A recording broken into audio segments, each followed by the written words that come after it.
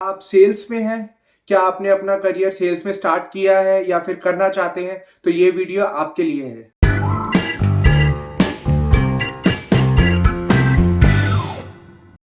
Hello friends, पिछली video में मैंने आपके साथ कुछ ऐसे प्रोडक्ट शेयर किए थे जो मैं पर्सनली यूज़ करता हूँ। बट ये वीडियो थोड़ी-सी हटके है और इसमें मैं आपके साथ अपना कुछ सेल्स का एक्सपीरियंस शेयर करूँगा। ये वीडियो उनके लिए है जो कि सेल्स प्रोफाइल में अपना करियर स्टार्ट करना चाहते हैं या फिर ऑलरेडी काम कर रहे हैं और बहुत इनिशियल स्टेज पे हैं। अब हम बात करेंगे कि सेल्स होती क्या है, सेल्स कैसे करते हैं और कितनी ज़रूरी है।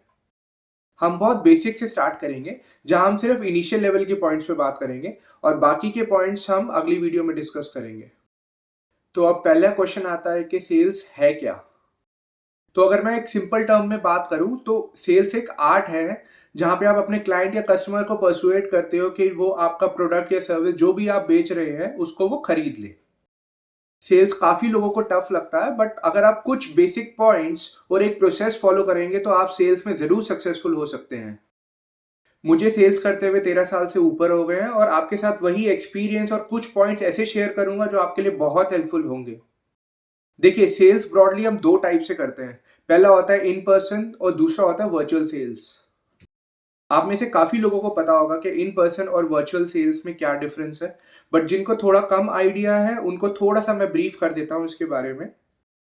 इन पर्सन जहां हम मिलकर फेस टू फेस आमने-सामने बात करते हैं और वर्चुअल सेल्स जहां हम फ़ोन पे बात कर रहे हैं या फिर ईमेल पे कम्युनिकेट कर रहे हैं या फिर चैट पे कम्युनिकेट कर रहे हैं अपने क्लाइंट या कस्टमर के साथ, जो कि वर्चुअली है, जो कि आमने-सामने नहीं है।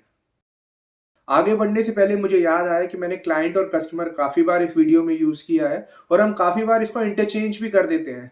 बट टेक्निकली ये दोनों टर्म्स हम अलग-अलग सिचुएशंस में यूज़ करते हैं।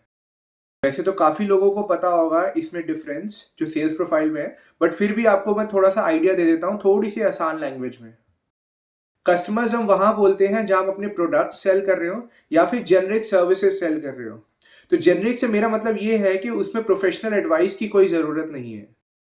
एग्ज़ाम्पल जैसे आप रिटेल स्टोर गए, आपने वहाँ पे कोई सोप खरीदा या फिर आपने यूटेंसिल्स खरीदे या फिर आपने कोई स्टेशनरी प्रोडक्ट खरीदा। सर्विसेज़ में जैसे आपने कोई इंटरनेट कनेक्शन खरीदा जहाँ पे कोई प्रोफ़ेशनल एडवाइस की आपको ज़रूरत नहीं है।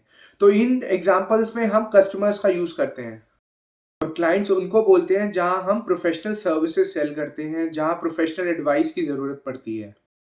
एग्जाम्पल जैसे एडवर्टाइजिंग कंपनीज हो गई, लॉ फर्म्स हो गई, डिजिटल मार्केटिंग कंपनीज हो गई या फिर इंश्योरेंस कंपनीज हो गई, जहाँ पे आपको प्रोफेशनल एडवाइस की ज़रूरत पड़ती है। तो कहने का मतलब ये है कि ये दोनों टर्म्स को हम इंटरचेंज कर देते हैं, तो कभी क्लाइंट बोल दिया या कभी कस्टमर बोल दिया, बट मार्केटिंग में ये दोनों टर्म्स हम डिफरेंट डिफरेंट सिचुएशंस में यूज़ करते हैं। अच्छा, तो coming back to the topic, हम अब कौन से बेसिक पॉइंट्स पे ध्यान देंगे ताकि वो आपके लिए बेनिफिशियल हो सेल्स में। The first and the foremost rule जो आपको कन्विक्शन के साथ फॉलो करना है सेल्स में, वो है पॉजिटिविटी। देखो, हर सेल्स क्लोज होने के लिए नहीं होती है। तो अगर आप ये सोचते हो कि मैं जिस भी क्लाइंट को अप्रोच करूंगा और वो सेल्स क्लोज हो जाएगी, तो नहीं, रियलिटी में ऐसा नहीं होता है। हर इंडस्ट्री के सेल्स क्लोजर्स डिफरेंट होते हैं। एग्जाम्पल मैं अगर आपको दूं डिजिटल मार्केटिंग इंडस्ट्री का, तो वहां पे सेल्स क्लोजर की परसेंटेज समवेयर अराउंड 10 टू 25-30% होती है, but that too depending on your skills. ये 10 टू 25-30% की जो मैंने आपको एक रेशियो या परसेंटेज बताई है, ये वहाँ है जहाँ आप क्लाइंट से कम्युनिकेट कर रहे हो और उनमें से ये क्लोजर्स होते हैं। तो अगर आप 10 क्लाइंट से बात कर रहे हैं, तो 1, 2, 3 के अराउंड आपके क्लोजर्स हो जाएँगे, बट वो भी आपके स्किल्स के ऊपर डिपेंड करता है। और यहाँ पे जो मैंने सेल्स क्लोजर या परसेंटेज की यहाँ पे बात करी, अगर आप पॉजिटिव रहेंगे, तो ये सेल्स क्लोजर डेफिनिटली इंप्रूव करेंगे। नेक्स्ट है आपके प्रोडक्ट या सर्विस की नॉलेज जो आप सेल कर रहे हैं। आप जो भी प्रोडक्ट या सर्विस सेल कर रहे हैं, उसकी थॉरो नॉलेज होनी बहुत ज़रूरी है, क्योंकि ये आपके अंदर के सेलिंग के डर को हटाएगी। जब भी आपके क्लाइंट ने आपसे कुछ पूछा, तो यही नॉलेज है जो आपकी हेल्प करेगी उनको करेक्ट सॉल्यूशन प्रोवाइड करने में। अदरवाइज़ लैक ऑफ नॉलेज से आपका डर बढ़ेगा और आप ठीक से सॉल्यूशन भी नहीं प्रोवाइड करवा पाओगे। और अगर आप सॉल्यूशन नहीं प्रोवाइड करवा पाओगे, तो इससे आपका कॉन्फिडेंस लेवल तो कम होगा ही होगा और साथ में आपके क्लाइंट का ट्रस्ट भी आपके ऊपर से हटता जाएगा। तो प्रोडक्ट या सर्विसेज जो भी आप सेल कर रहे हैं, उसकी प्रॉपर नॉलेज होनी बहुत ज़रूरी है। तो अगला पॉइंट है जहाँ पे हम अपने क्लाइंट से पहली बारी बात कर रहे हैं, तो हमें सुनना थोड़ा-सा ज़्यादा है और बोलना थोड़ा-सा कम है। ये बहुत ज़्यादा ज़रूरी है क्योंकि अगर हम क्लाइंट की ज़्यादा सुनेंगे और अपना पॉइंट ऑफ व्यू कम रखेंगे, तो क्लाइंट को लगेगा कि हम उनकी रिक्वायरमेंट सुनने में इंटरेस्टेड हैं और इसीलिए आपका क्लाइंट के साथ एंगेजमेंट लेवल बढ़ेगा। इसका मतलब कि जितना ज़्यादा क्लाइंट अपनी रिक्वायरमेंट के बारे में बताएगा, उतना आपका एंगेजमेंट लेवल और बढ़ेगा और इसके साथ आपकी रेपो बिल्ड होनी शुरू हो जाएगी आपके क्लाइंट के साथ।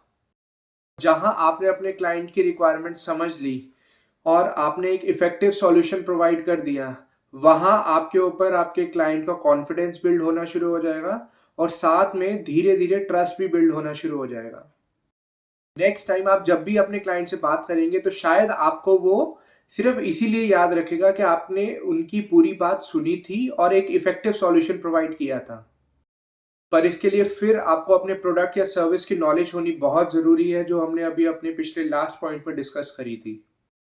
ये जो लास्ट पॉइंट है, ये पिछले पॉइंट में से ही है और ये मेरा एक पर्सनल एक्सपीरियंस है, जो मैं बहुत बार काम में लेके आता हूँ। जब भी आप अपने क्लाइंट से रिक्वायरमेंट डिस्कस कर रहे हैं, तो कन्वर्सेशन एंड करने से पहले एक ऐसी बात ज़रूर करिए जहाँ पे एक हुक क्रिएट हो जाए। अब आप पूछेंगे कि ये हुक क्या है?